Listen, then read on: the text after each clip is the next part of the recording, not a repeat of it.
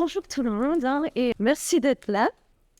Donc, en gros, la recherche, on est parti du constat qu'en fait, on ne savait pas grand-chose sur les expulsions de logements à Bruxelles. Et donc, ce serait intéressant d'essayer de faire un état des lieux, de dresser un portrait de cette problématique pour avoir des bases pour mieux la comprendre. C'est ça qu'on va vous présenter aujourd'hui. Et donc, si vous voulez avoir plus d'infos, il y a notre site web qui est là, donc n'hésitez pas à passer dessus. Voilà. Alors, les expulsions de logements, en gros, oui, c'est un enjeu important. C'est un enjeu important tout d'abord pour les personnes qui le vivent, parce que c'est lourd de conséquences, mais on en parlera par la suite, donc je ne m'étale pas là-dessus. Mais c'est aussi un enjeu important pour la collectivité. Il y a des études, notamment en Autriche et en Allemagne, qui ont montré qu'1 euro investi en amont des expulsions pour pouvoir les prévenir ferait économiser 7 euros en aval de frais d'assistance sociale, d'hébergement temporaire, etc. Donc, c'est aussi un enjeu lourd pour la collectivité. Et on ne connaît pas grand-chose là-dessus, particulièrement en Belgique, parce qu'en Belgique, il n'y a pas de mécanisme institutionnel qui enregistre le nombre d'expulsions qu'il y a chaque année. Et donc, on a des estimations assez récentes. Les premières estimations datent de l'Observatoire du social et de la santé, mais on ne sait pas faire un suivi temporel de cette problématique pour le moment. Peut-être que dans quelques années, on aura un observatoire des expulsions de logements. Par contre, il y a des enquêtes qui montrent que la Belgique a un haut taux d'expulsion de logements. On est 3e au niveau européen en taux d'expulsion. Aussi, on est dans un contexte de crise. Mathieu l'a rappelé, il y a la crise du logement, mais aussi il y a eu la crise Covid. Et puis là, il y a la crise sur les prix de l'énergie. Donc, c'est toutes des questions qui impactent le logement et la possibilité de perdre son logement. Donc, la méthode de recherche qu'on a employée, c'est une méthode mixte. Donc, comme Mathieu l'a dit, on a un duo de géographes et de sociologues. Et on a fait en parallèle une collecte de données pour pouvoir essayer de mettre des chiffres sur la problématique. Mais on a aussi mené une série d'entretiens avec des personnes qui ont été confrontées à l'expulsion de logements, mais aussi avec des acteurs de l'environnement des expulsions. Et on a fait du terrain, on a assisté à des audiences en justice de paix, etc. Moi, je vais vous parler plus de la partie données et puis Eva parlera plus de la partie des entretiens. Mais tout d'abord, juste la définition qu'on a utilisée pour dire de quoi on parle, en fait, comme expulsion de logement. La définition qu'on a utilisée, c'est que c'est le processus par lequel un ménage locataire ou occupant quitte son logement sous la contrainte suite à une décision prise à son encontre. Qu'est-ce que veut dire cette définition ? C'est qu'en fait, c'est un processus qui est encadré. Donc, ça veut dire qu'il est encadré par une législation et il est encadré par une série d'acteurs qui veillent au bon déroulement de la procédure. Et donc, ce n'est pas un processus qui tombe du ciel comme un sinistre, comme une inondation ou un incendie où on perd son logement. Non, il est encadré, il est décidé, mais ce n'est pas une fatalité. D'ailleurs, les expulsions qui ne passent pas par ce processus encadré, on les appelle les expulsions illégales et elles sont passibles de sanctions. Après, une autre question, c'est est-ce que ces sanctions sont suffisamment dissuasives ? Mais voilà. Donc, il y a plusieurs types d'expulsions de logements. Il y a les expulsions à Bruxelles, en Belgique. Il y a les expulsions administratives, juridiques et informelles. Administratives, c'est quand un ménage est mis dehors de son logement parce que le logement ne répond pas aux critères de sécurité ou salubrité et c'est orchestré par les communes. Il y a les expulsions juridiques, c'est quand la procédure passe par la justice. Et là, typiquement, c'est là où quand un propriétaire veut faire libérer son bien, il va devoir passer par la justice. Et donc, on tombe dans les expulsions juridiques. Et puis, il y a les expulsions informelles qui ne suivent pas les procédures et qui sont donc illégales. Pour aucun de ces types d'expulsions, on a de données officielles récoltées. Ça peut paraître fou, particulièrement pour les expulsions administratives qui sont orchestrées par les communes et pour les expulsions juridiques qui sont orchestrées par notre système judiciaire. Nous, pour les données, on a collecté les données des expulsions juridiques. Donc, je vais passer très rapidement en revue la procédure judiciaire. Donc, Premièrement, elle commence par une procédure où un propriétaire demande l'expulsion de ses locataires en justice. Là, les estimations, c'est à plus ou moins 5 000 par an à Bruxelles. Ensuite, suite à cette demande, le juge convoque les deux parties à une audience où les deux parties pourront s'expliquer. Après l'audience, il émet un jugement avec sa décision qui contient l'ordre d'expulsion. Là, on n'avait pas de données avant l'étude. Ensuite, après le jugement, si les familles ne partent pas d'elles-mêmes sous la pression de ce jugement, il faut mandater un huissier de justice pour mener jusqu'à terme l'expulsion forcée. Et ça, il y a environ 1200 expulsions organisées par huissier de justice. Et une partie des gens partent du fait de savoir que la police et toute l'équipe va venir les mettre dehors de chez eux. Mais si ce n'est pas le cas, on arrive à l'expulsion exécutée par la force avec le huissier de justice, l'équipe de déménagement, le serrurier et des employés des dépôts communaux qui peuvent récupérer les affaires, ainsi que parfois des personnes du CPAS. Mais donc, nous, on se dit qu'on allait collecter les données des jugements parce que c'est une étape cruciale à partir de laquelle, en fait, à partir du jugement, les familles n'ont plus le choix. Soit elles partent d'elles-mêmes, soit on les force à partir, mais dans tous les cas, elles perdent leur logement. Enfin, dans la grande majorité des cas, elles perdent leur logement. Et donc, c'est un peu une procédure en entonnoir parce qu'à chaque étape, il y a de moins en moins de personnes concernées. Mais là, je vais reprendre une expression que le ROEDH a utilisée dans son rapport qui dit une procédure d'entonnoir qui cache un processus d'arrosoir parce qu'en fait, les gens, à chacune des étapes, ils sont mis dehors. Mais là, c'est par la force, là, c'est par la force du jugement, là, c'est par la peur de... Enfin, voilà. Donc, on s'est mis à compter les jugements. On a été dans toutes les justices de paix pour les compter. Ça, c'est la photo pour une des 18 justices de paix.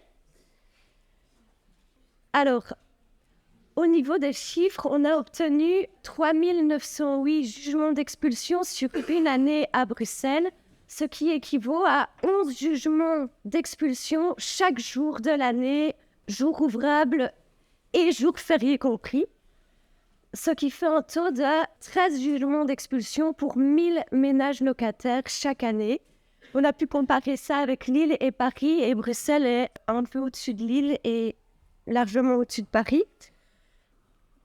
Par rapport aux estimations qu'on avait aux autres étapes de la procédure, c'est que, tout d'abord, 4 demandes d'expulsion sur 5 en justice aboutissent à un ordre d'expulsion.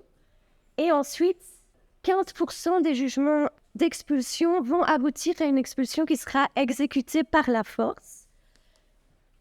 Mais donc, c'est un premier résultat, c'est que en fait, le choix du moment où on décide de comptabiliser les expulsions est important. Et en fait, ça a du sens à avoir des données aux différentes étapes de la procédure. Mais les personnes qui voudront, par exemple, minimiser la problématique vont dire non, mais il y a très peu d'expulsions de logement parce qu'en fait, ils ne vont comptabiliser comme expulsion de logement que les expulsions effectives par la force. Mais ici, il y a une métaphore que j'aime bien utiliser qui est par exemple les amendes routières. Si on veut comptabiliser le nombre d'amendes routières, en fait, il faut comptabiliser le nombre d'amendes qui sont mises. Il ne faut pas comptabiliser le nombre d'amendes qui ne sont pas payées et pour lesquelles on envoie un huissier de justice chez les gens pour qu'ils aillent payer leurs amendes. Et donc, pour le jugement d'expulsion, c'est pareil. Le jugement d'expulsion, il expulse les gens, il y a ceux qui ne s'exécutent pas et donc il faut alors passer aux étapes suivantes pour faire l'expulsion par la force. Et donc ça, c'est une première conclusion, c'est qu'en fait, il y a beaucoup d'expulsions de logements à Bruxelles chaque année, alors même qu'ici, on n'a compté qu'un type d'expulsion et on n'a pas compté les expulsions administratives et les expulsions illégales. Et ensuite, deuxième conclusion, le fait qu'on n'ait pas de chiffres qui permettent de faire un suivi statistique dans le temps, ça fait qu'on parle peu de cette problématique et ça fait aussi qu'on réfléchit peu aux causes structurelles derrière la problématique parce qu'on voit ça comme un problème d'individu où on a un mauvais locataire ou un méchant bailleur. Alors, deuxième grand résultat dans ces jugements d'expulsion, c'est que le principal motif, c'est les arriérés de loyer, mais pas que. Pas que, parce que ici, vous voyez la première colonne, il y a 14% de jugements d'expulsion qui sont émis alors qu'il n'y a pas d'arriérés de loyer. Parmi les jugements pour arrêter de loyer, la médiane est de 2 900 € d'arriérés. Mais parmi les autres jugements, c'est principalement soit des fins de bail. Donc, les locataires doivent partir, mais ne partent pas. Et donc, on a une procédure judiciaire qui est mise en place à leur encontre. Et les autres motifs, par contre, ils sont vraiment marginaux. Ils existent, mais très peu, comme les dégâts, les troubles du comportement, les conflits de voisinage. Mais là-dessus, j'attire l'attention sur le fait que nous, on a utilisé les jugements, et les jugements, c'est une sorte de résumé juridique et simplifié de la réalité. Et donc, en fait, un arriéré de loyer, il peut cacher beaucoup de choses. Par exemple, un cas qui est rencontré fréquemment sur le terrain, c'est que les locataires, pour mettre la pression sur leurs propriétaires pour qu'ils fassent des réparations, par exemple, ils vont retenir une partie de leur loyer, mais en ce faisant, ils se mettent en défaut vis-à-vis de la législation et donc fournissent un prétexte qui permet de les expulser. Une autre chose marquante dans les jugements, c'est qu'on voit que les caractéristiques du bail sont très peu prises en compte pour choisir d'émettre ou non un ordre d'expulsion. Et donc, par caractéristique du bail, c'est par exemple, est-ce que le logement est salubre? Est-ce que le logement répond au code de l'urbanisme? Est-ce que le loyer est juste? Est-ce que le bail a été enregistré? Donc ça, c'est très rarement pris en compte. Ce qui pose aussi question, vu qu'on expulse les locataires parce qu'ils font défaut à leurs obligations en tant que locataires, mais on ne vérifie pas que le logement et le bailleur remplissaient leurs obligations. Voilà. Ce qui m'amène à la conclusion suivante, qui est que là, pour le moment, dans les faits, la procédure judiciaire est à l'avantage des bailleurs. Aussi parce que dans les chiffres, un autre chiffre interpellant, c'est que dans 60% des cas, les locataires sont absents à l'audience. Et donc, ça veut dire que dans 60% des cas, ils ne peuvent pas expliquer la situation et notamment, ils ne peuvent pas expliquer, par exemple, pourquoi ils n'ont pas payé leur loyer. Or, on dit que les expulsions, c'est beaucoup pour arriérés de loyer, mais on ne sait pas toujours qu'est-ce qui se cache derrière, en fait, ces arriérés de loyer. Autre donnée, c'est que seuls 10% des locataires sont représentés par des avocats, alors que les propriétaires le sont dans 70% des cas. Sinon, la procédure d'expulsion est complexe. La majorité des recours contre un jugement d'expulsion ne sont pas suspensifs, c'est-à-dire que les locataires peuvent faire recours, mais tout ce qu'ils pourront gagner, c'est des dédommagements, mais ils ne pourront pas récupérer leur logement parce que l'expulsion peut encore être exécutée malgré qu'un recours a été formulé. Les sanctions en cas d'expulsion illégale sont peu dissuasives. Bref, toutes ces choses font dire que, en fait, la procédure judiciaire, elle renforce encore le déséquilibre de pouvoir entre locataires et bailleurs dans un contexte à Bruxelles où il y a déjà un déséquilibre de pouvoir entre locataires et bailleurs parce que les locataires, ils n'ont pas le choix, entre guillemets, d'avoir un toit sur leur tête, ils n'ont pas le choix de se loger. Et donc ça les contraint à devoir accepter des conditions de logement et à ne pas oser aller en justice contre leurs propriétaires parce qu'ils ne veulent pas risquer de perdre leur logement. Donc ensuite, on a fait une carte avec tout ça, avec les jugements d'expulsion. Donc la taille de cercle, c'est le nombre de jugements en nombre absolu. Donc c'est le nombre de jugements qu'il y a eu dans chacun des quartiers bruxellois. La couleur de cercle, c'est la proportion des jugements par rapport au nombre de logements mis en location. Et le fond de carte, c'est le revenu médian des quartiers bruxellois. Comme ça, on met le nombre d'expulsions en vis-à-vis d'un indicateur socio-économique. Et qu'est-ce qu'on voit? On voit que, grosso modo, ça suit un peu la géographie socio-économique de Bruxelles.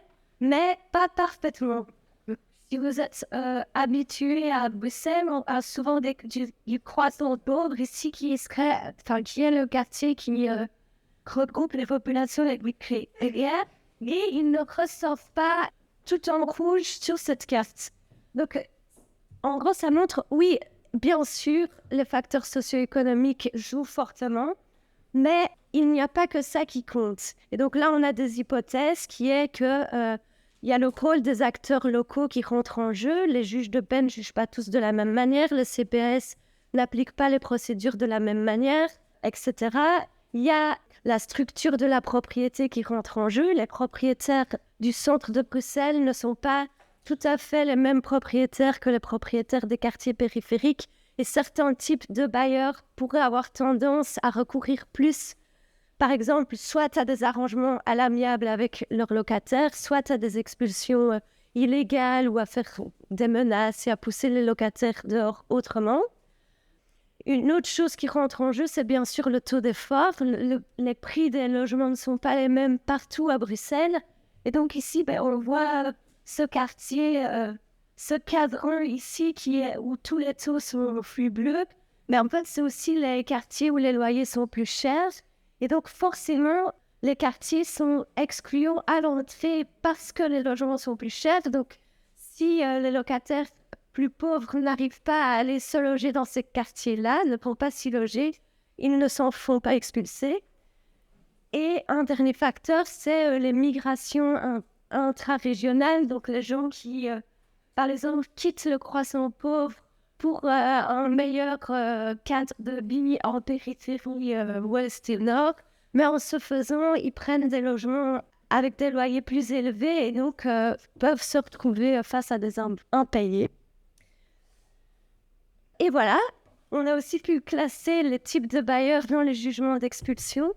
Premier résultat marquant, c'est qu'il y a plus de 80% des bailleurs qui demandent une expulsion, c'est des bailleurs privés. Et donc l'expulsion de logement, c'est avant tout quelque chose qui est lié aux dynamiques du marché privé du logement. Parce qu'en fait, si les locataires ne payent pas, le propriétaire peut les mettre dehors pour les remplacer par des locataires qui paieront. Alors, on a aussi regardé les taux d'expulsion selon les types de propriétaires. Première remarque qu'il faut pas comparer privé et public parce que la population n'est pas la même dans les deux cas, et qu'il y a beaucoup plus de population pauvre dans les logements publics et sociaux. Mais à l'intérieur des logements publics et sociaux, ce qui est interpellant, c'est que le taux d'expulsion varie fortement en fonction du type de propriétaire, de bailleur. Dans les logements sociaux, c'est 1,1, alors que dans les agences immobilières sociales, c'est plus du double, et dans les CPS, c'est plus de 5 fois le taux des logements sociaux. Pourquoi ? C'est à nouveau une série d'hypothèses, mais dans les logements sociaux, il y a des mécanismes de protection supplémentaires vis-à-vis du risque d'expulsion. Donc, par exemple, ils vont passer par une médiation de dette. Il y a le moratoire hivernal qui s'applique pour le moment pour les logements sociaux, mais pas pour les autres types. La procédure doit passer par un délégué social. Mais donc, ça montre que les mécanismes de protection peuvent avoir une influence. À l'inverse, dans les AIS, il n'y a pas ces mécanismes. Et aussi, les AIS fonctionnent sur un système de sous-location. S'y pose la question de qu'est-ce qui se passe quand le propriétaire veut récupérer son bien de l'AIS et que l'AIS doit rendre un bien. Et donc, voilà. Pour cette partie, les conclusions, c'est que, en fait, l'expulsion de logement, c'est d'abord une question de marché du logement.